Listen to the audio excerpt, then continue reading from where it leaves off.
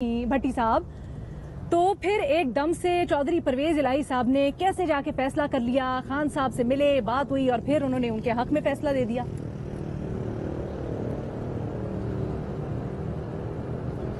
Madam Sheikh, बड़ा important सवाल है, लेकिन उससे पहले हसन निसार साहब को सेकंड करते हुए कि ये कहूँगा कि ये लहदा बात है, हमें तबसरे करने पड़ते हैं, इसमें रहना पड़ता है, नौकरी का मामला है, रोजी रोटी का मामला है, लेकिन खुदा के लिए ये खूबसूरती कोई नहीं है। ये गंद है, गंद बदसूरती है, जिसमें हम भी लिथड़े हुए हैं, कौम लिथड़ी हुई है, मुल्क लिथड़ा हुआ है। ये किसने कहा है कि 100,000 साल बाद इनमें से कोई खूबसूरती निकल आएगी? दूसरी बात, पुतली तमाशा कराने वालों ने इमरान खान को कहा था कि वो पंजाब के चौधरियों को डाकू कहें। ये पुतली तमाशा कराने वालों ने कहा था कि एमकेएम को कातिल कहें। ये पुतली तमाशा कराने वालों ने शहबाज शरीफ को कहा था कि पेट चीरने आपने जरदारी साहब के। ये पुतली तमाशा कराने वालों ने जरदारी साहब को कहा था कि नवाज शरीफ को कहें तू धरती का नासूर है, दरिंदा है, अब अगर तेरे साथ मिले तो अल्लाह भी हमसे राजी नहीं होगा। ये पुतली तमाशा कराने वाले ने कहा था कि बेनजीर सिक्योरिटी रिस्क है और नवाज शरीफ जाती उम्रा का मुजीबुर रहमान है, ग्रेटर पंजाब बनाने वाला है। ये पुतली तमाशा तो कराने वालों को तो बुरे हुए, उनको निकाल दो। ये जो तमाशबीन तमाशा देखते हैं और आखिर में पुतली भी बन जाते हैं और वो बंदर भी साथ ले जाते हैं और डुगडुगरी जिसमें पैसे होते हैं उससे सरे महल और एवरफील्ड बना लेते हैं।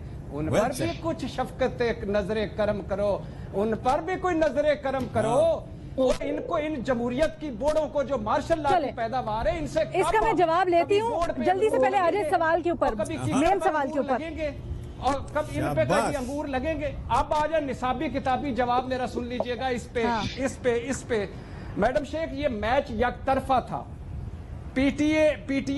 पीटीआई से लोटों का टूट कर जाना, सिंध हाउस में जमहूरियत ने जो घूंघट ओढ़ा वो, एमकेएम को नून लीग की गारंटी के पीपी से मुतालबात मनवा लेगी, काफ लीग के जमानती बन जाना जरदारी साहब का, और अगले इलेक्शन में या वजारत आला या सूबाई या कौमी असेंबली पीछे को छोड़े ना, अगले इलेक्शन आगे में बताएं, पीर पगाड़ा आगे वज़ीर आज़म से ना मिलना। ये बताएं हुआ क्या, मुलाकात में ऐसा क्या हुआ? उसी पे आ रहा वही उसी पे ही आ रहा हूँ। तय हुआ क्या? क्या खूबसूरत लफ्ज बोला है, ये जानवरों की मंडी है, इसमें क्या तय हुआ? उसी पे ही आ रहा हूँ।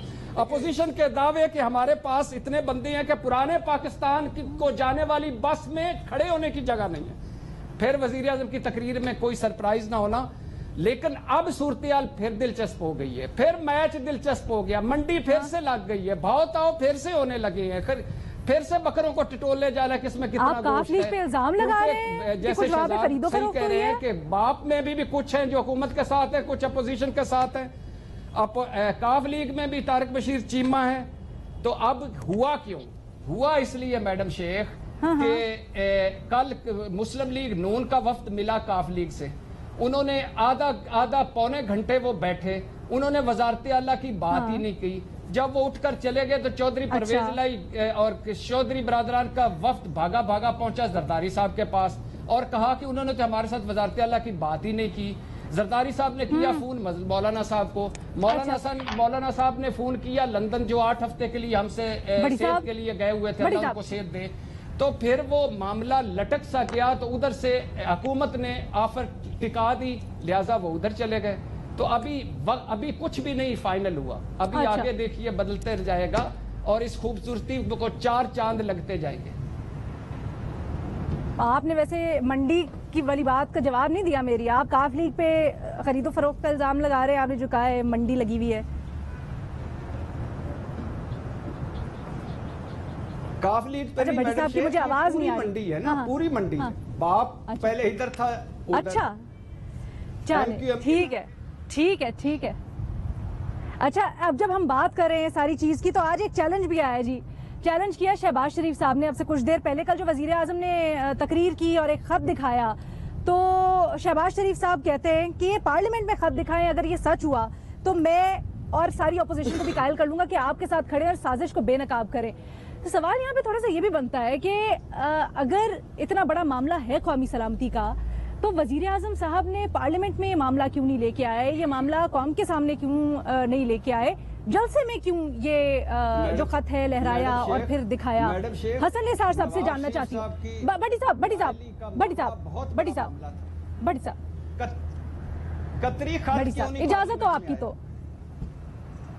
चले कतरी खत क्यों नहीं वो भी पूछ लेते हैं आए? जी जी वो भी पूछ लेते हैं वो भी पूछ लेते हैं थैंक यू सो मच चले सुहेल साहब से पूछ लेते हैं फिर सुहेल साहब आप क्या समझते हैं ये जो खत है ये वजीर आजम पार्लियामेंट में क्यों नहीं लेके आए ये जलसे में क्यों उन्होंने दिखाया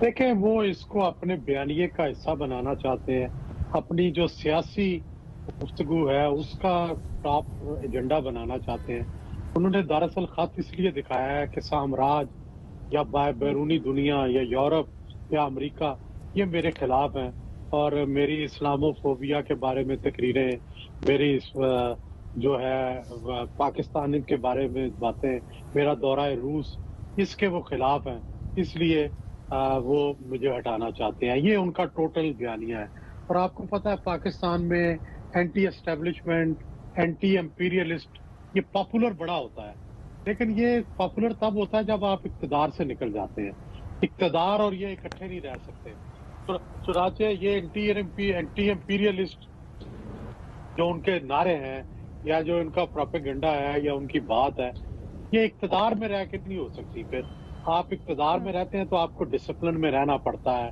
आपको एक खास जो पाकिस्तान का बयानिया है जिसमें आपके वेस्ट से भी तल्लुकात हैं जिसमें अमेरिका से भी तल्लुकात हैं चाइना से भी तल्लुकात हैं सबके साथ आपको बैलेंस रखना पड़ता है फिर आपको वो बयानिया अपनाना पड़ता है जब आप एंटी एम्पीरियलिस्ट हो जाते हैं जब आप बागी हो जाते हैं जब आप इनकलाबी हो जाते हैं जब आप रूस के हाकिम हो जाते हैं तो फिर उसके लिए आपको इक़्तिदार की कुर्बानी देनी पड़ती है तो ये उन्होंने दरअसल अपना जो सियासी फैसला ये किया है कि मैंने इलेक्शन में अपनी पार्टी को लेके जाना है एज एम्पीरियलिस्ट एंटी एस्टेब्लिशमेंट और प्रो पीपल तो वो उसके लिए तैयारी कर रहे हैं